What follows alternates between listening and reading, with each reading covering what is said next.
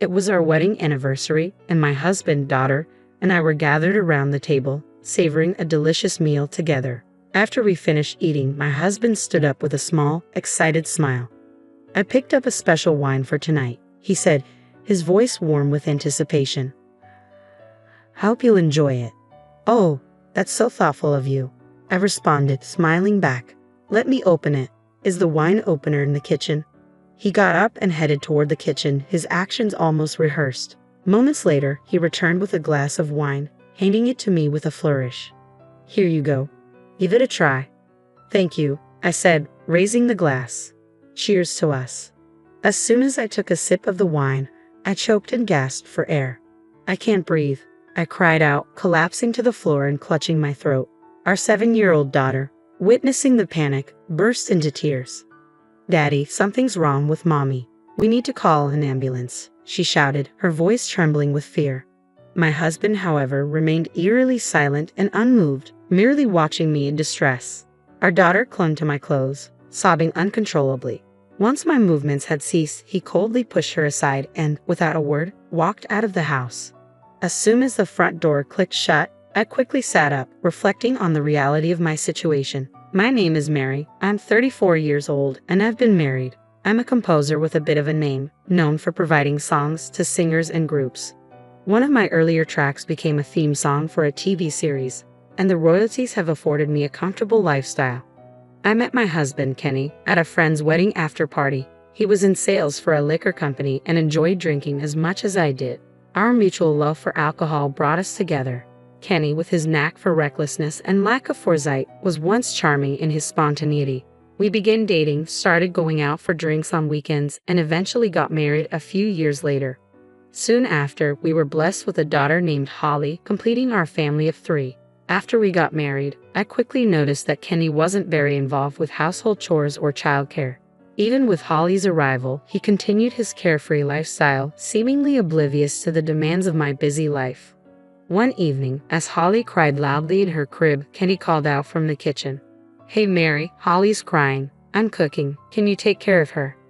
I replied, "It's a hassle. She might be more comfortable with you." Kenny avoided taking responsibility with excuses, remaining fixated on his phone. With a resigned sigh, I turned off the stove and went to tend to Holly. "Kenny, I've asked this many times, but can you please help more around the house and with Holly? Managing everything on my own is overwhelming." "Why should I? I'm already balancing work and household chores.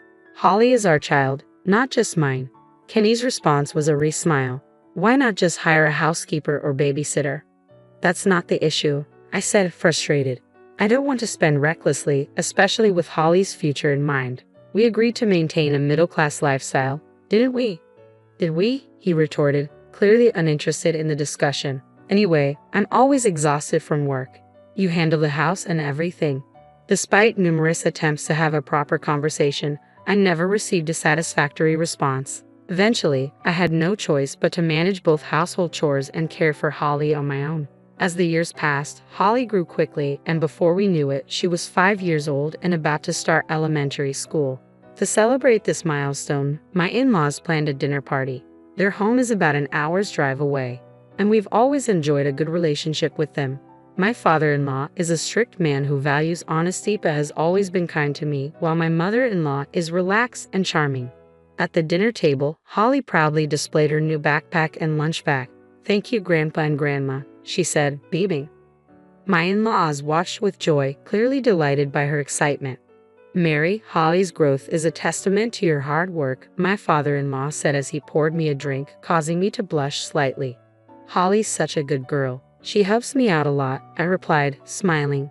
"Well, she's my daughter," Kenny said with pride, and I chose to let it pass without comment. "I heard you're working on the theme song for the next movie, Mary," my mother-in-law added.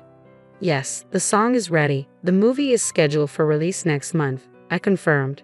"Kenny, you have a wonderful wife. You must be very proud," my father-in-law remarked. However, Kenny's expression remained unchanged, and he didn't seem particularly pleased. "But she earns so much, yet I don't get to enjoy any of the luxuries that come with it," Kenny said, surprising both my in-laws and me. "What?" we all exclaimed, taken aback by his comment. Kenny continued, People call her a prominent composer, so I expected a better lifestyle.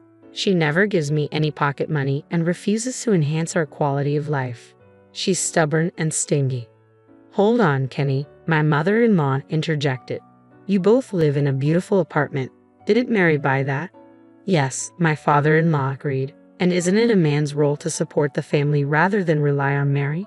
Have you considered working to increase your own income? Yeah, got it, Kenny grumbled. And that was the end of the conversation. I felt a mix of irritation towards him and gratitude for my in-laws' support.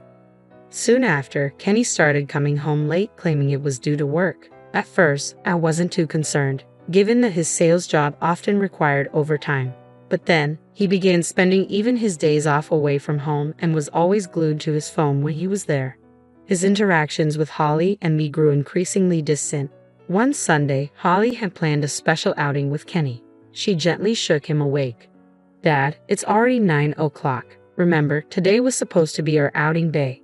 At Holly's words, Kenny suddenly sat up and without saying a word roughly pushed her aside. Holly, taken aback and with tears welling up in her eyes, stumbled back. What's going on? I demanded, gathering Holly in my arms and raising my voice. Kenny, now fully awake, looked clearly irritated. I have other things to do today, he snapped. I needed to sleep a bit longer. Did you forget your promise to Holly? And how could you push our daughter like that? I demanded, my frustration clear. Be quiet, you're both in the way. Get out of the bedroom now, Kenny shouted, forcefully ushering Holly and me out before getting ready with meticulous care and leaving the house. His behavior was completely unforgivable, especially towards Holly. As I comforted Holly, my doubts about Kenny deepened. A month later, one evening after a particularly exhausting day at work, I collapsed into bed after tucking Holly in. In the middle of the night, feeling thirsty, I went to the kitchen for a drink. As I stood there, I heard Kenny's cheerful voice coming from the living room. It sounded like he was on a call with someone. I strained to hear what Kenny was saying, my curiosity piqued. Suddenly, a phrase that stopped me in my tracks reached my ears. Beth, you're the only one I love. I was stunned. This was clearly a conversation with another woman. Infidelity. Just as I was about to confront him, I overheard another disturbing statement. Also, start the plan for the wedding anniversary in 3 days. Everything will go as planned. Kenny continued discussing the details of this plan over the phone. I was chilled by the implications. What's going on? Kenny is not only cheating but also scheming something with her. I quickly slipped my recording phone back into my pocket and retreated to the bedroom without being noticed. When Kenny returned later, he fell into a deep sleep beside me, but I couldn't close my eyes at all. The next morning, after Kenny left for work, I took some time to collect my thoughts in our room. Initially overwhelmed by sadness, my feelings quickly shifted to anger. I know this myself, I resolved. I went to an electronics store and purchased security cameras, installing them throughout the house.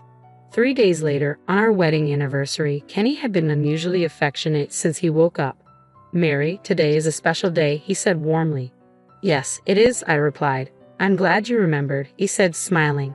Of course I remembered, Kenny said with a smile. I know I've been coming home late from work lately, and I'm sorry about that, but today, I'll be home early. Let's celebrate our wedding anniversary.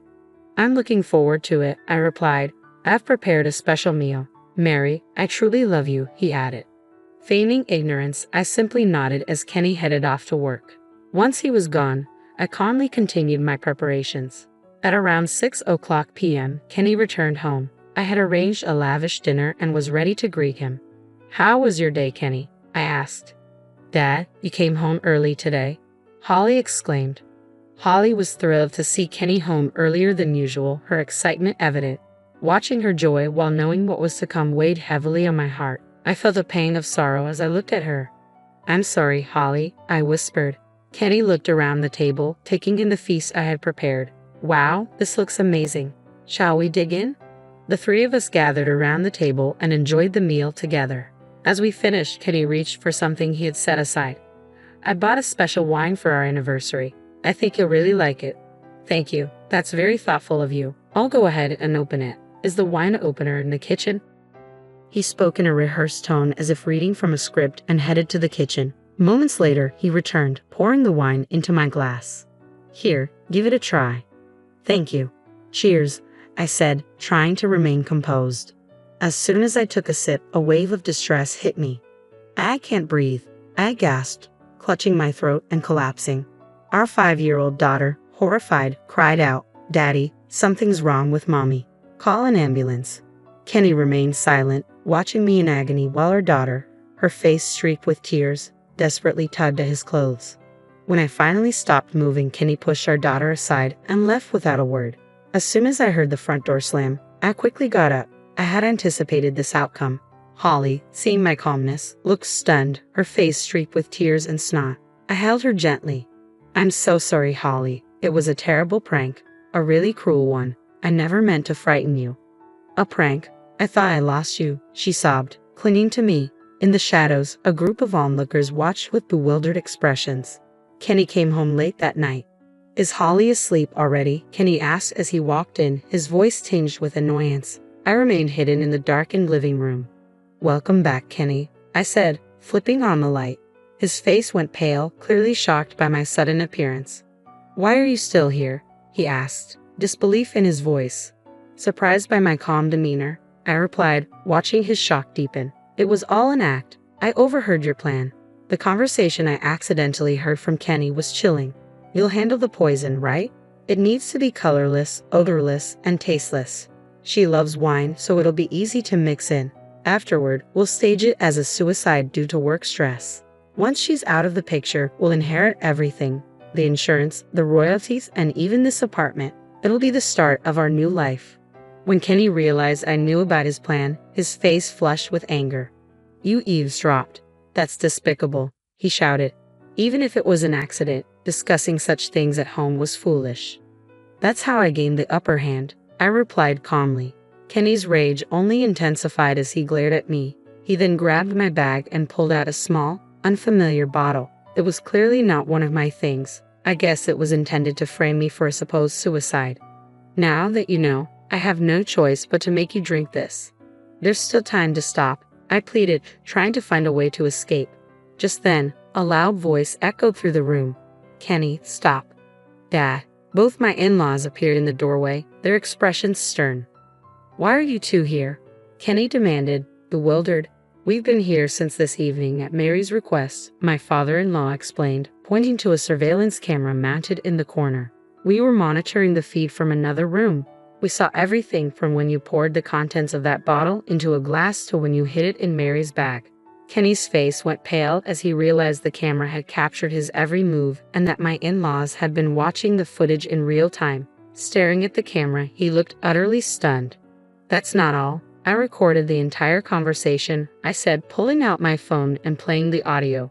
The incriminating evidence made my in-laws wince and Kenny's face drained of color. "With this recording, the camera footage, and the remaining wine as evidence, it will be easy to report you to the police." Kenny immediately dropped to his knees in front of his parents. "Dad, Mom, please help me. I don't want to be labeled a criminal." "You don't want your son to be arrested, do you?" "You idiot," my father-in-law said coldly, delivering a sharp blow to Kenny's face that sent him sprawling. My mother-in-law looked on with clear disdain. "It's not just what you did to Mary. You didn't even consider Holly," my father-in-law said, his voice full of condemnation. "You made her cry, and I can't forgive you for that. I can't even think of you as our son. We've already reported you to the police. They should be here soon." "Accept your fate," my father-in-law added. Seeing that he was abandoned, a tearful Kenny stumbled toward me. "Don't come any closer," I said firmly. "Mary, please forgive me," Kenny pleaded. "If you don't press charges, I won't be arrested. I only love you. Let's start over as a family with Holly." "Do you really expect me to believe that after everything you've done, after trying to take my life? There's no way I can ever forgive you." "I'm so sorry. Please help me. You and your mistress both," Kenny begged. "I will never forgive you. Accept your punishment." Before he could say more, the sound of approaching police sirens grew louder. After the incident, Kenny and his mistress were convicted in court and sentenced to prison. Kenny and I finalized our divorce through our lawyers. His parents provided me with a substantial sum as compensation for the distress their son had caused. It turned out that Kenny's mistress, a university student studying pharmacology, had used her access to steal poison from the university, intending to use her knowledge to harm me. I also sought compensation from her, which her parents promptly paid. I have no intention of ever forgiving her. While Kenny is serving his prison sentence, neither I nor his parents have visited him. They've made it clear they'll support him once he's released on parole, arranging for him to settle and work far from here. I sincerely hope Kenny never crosses paths with me or our daughter, Holly, again. Holly and I have moved to a quiet, peaceful place. I told her, your dad is working far away now. When she replied, he doesn't have to come back, I couldn't help but smile, though it was tinged with bitterness. From now on, I'm focused on leading a calm and positive life, cherishing the future we're building together.